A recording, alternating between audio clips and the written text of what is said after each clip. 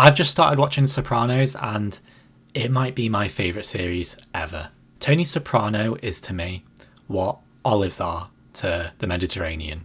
Although for an olive, he might have to be a pitted one because he is missing something in the middle. And as I've finished the 5th season, that is something that's becoming abundantly clear to me. You know, he's a really interesting character because, you know, he clearly has depression, he has a lot of his own struggles, and that's what makes you like him. But sometimes you ask, why do you like him? Because, I mean, the people around him certainly don't like him. He's a bit of a spectacle in this way, I guess. He's not someone you'd want to be around, but someone you think you'd want to be around almost. Someone you think would be cool to associate with. But the repercussions of actually rolling with this guy, they aren't worth it, are they? So I've still got a season to go of the show. I still need to... I've not started season 6 yet, which is pretty long. But I did want to talk about my thoughts on it before I finish that, because I'm a young guy.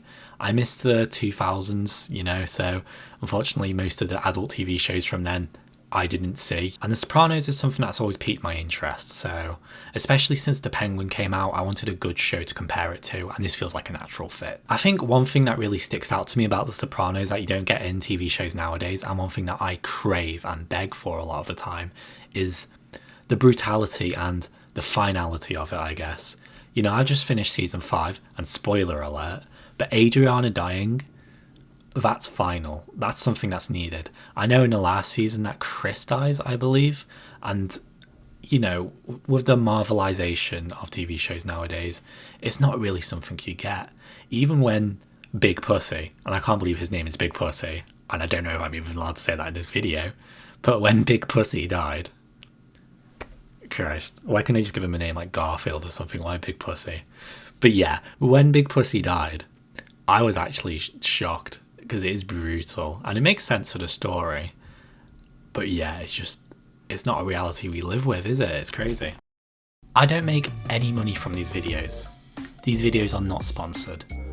All I'm asking you to do is follow me on my socials, because I need as much attention and serotonin as I can get. I've created an Instagram, and to be honest that's the main one I want to grow, but I've also got all these other ones I'm going to list here. I think TikTok as well, I've already got a few followers on there, so if you want to check that out, feel free, because I do post different content on there. That's all, much appreciated, thank you. I know I touched on Tony Soprano a little bit, but I find his character very interesting, and especially from a male perspective, it's not often in TV we get to see a man, as closed off as he really is, just talk about his depression and express himself. And you can see the difficulty he has doing that sometimes. And, you know, as a man, I find that very relatable. And it wasn't something I was expecting coming into the show, because I knew he had a therapist. But to me, this was a show from the late 90s, the early 2000s. I didn't think they talked about, you know, issues of male depression that much, really. But here they do. And I think that's really good on the showrunner's behalf. And that's something they should be proud of for talking about in this show, because so many men would have watched it and would relate to this character and maybe even go to see a therapist because of it. They do touch on a lot of tropes of toxic masculinity as well, but not in a way in which they're shaming the men, necessarily. Not in a way that men are going to watch and feel like they're being preached to, but in a way that is almost inspiring, I guess. I know I sound a bit dramatic here, right? I sound a bit ridiculous. Men are quite often talked down to, especially in the media, and what The Sopranos does is it gives you likeable male characters, but with severe flaws, and flaws that are intrinsically linked to their masculinity. Subtle ways of talking about fragile masculinity or toxic masculinity, whatever you want to call it. This is much better than any Gillette advert that you'd find in The Boys, for example. It's just, yeah, you get what I mean. I think Tony Soprano, in a way, is just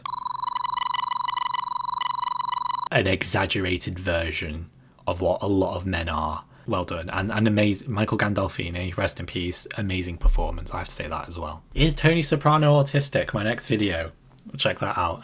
I am actually planning on doing a video about autism in media, but I don't think Tony Soprano will be in that, to be honest. I do also want to talk about some of the dislikable characters in the show, because sometimes you have characters you don't like, Jar Jar Binks, that maybe ruin the film you're watching. Here, I think they make it better. Some of my most hated characters of all time that actually make this show more enjoyable to watch here, Ralphie and Janice. They're both annoying in different ways. I think Janice is just so dislikable, and some of the things she does, again, she is almost like Tony Soprano, but without maybe some of the male privilege he has. She can't become a gangster, so she just sort of has to leech off men. Really, she's not too dissimilar to Tony, but she was born a different gender and she has to act differently. She can't be a mob boss, can she? She is very dislikable, and I can't emphasize that anymore. I hate this woman. Ralphie too, in I believe season 3 and 4 he was in. Again, some of the things he does, he's just an annoying person to watch. He really messes over Tony and anyone else in the gang on multiple occasions. He gets people killed. He brutally kills people for no reason.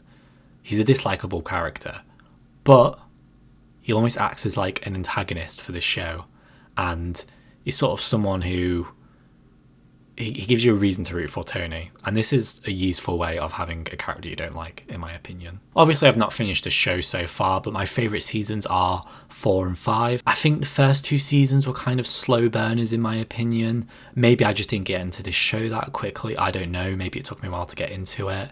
But season 3, I was like, okay, I'm starting to feel this. And 4 and 5, the stakes just feel higher. That's another good thing about the show. The comedy in it is, you know, I wish I could make my videos funny, but unfortunately I'm just not a funny guy. I guess I should eat more mushrooms. Yeah, I need to start writing jokes for these videos because it's getting a bit desperate, isn't it? Anyway, my least favourite season was probably season 2. Not that I didn't like the season, but for me, I think that guy Richie, when he introduced his character, I knew he would die at the end of the season. It was too obvious.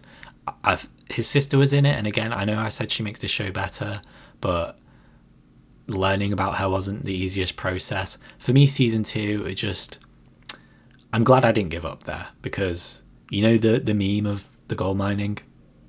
That's what it would have been. I feel like seasons 1 and 2 are good, but they're just not as good as the other seasons. And where does the show stand in modern day? It's definitely influential, and you know, if this was made today and it was as big as it was back then, this is something they'd never let go of. We'd have spin-off shows about his son, about Meadow. They'd franchise the living hell out of it. They would. But one thing I like about this is it's just the Sopranos, to my knowledge. That definitely is more, isn't it? I can already, someone's watching this video and they're about to comment there is something else. If there is, let me know, because I'm not Googling it. But yeah, to me, in my head, it's just the Sopranos, and that's all you have to watch. That's all you have to keep up with, and I like that.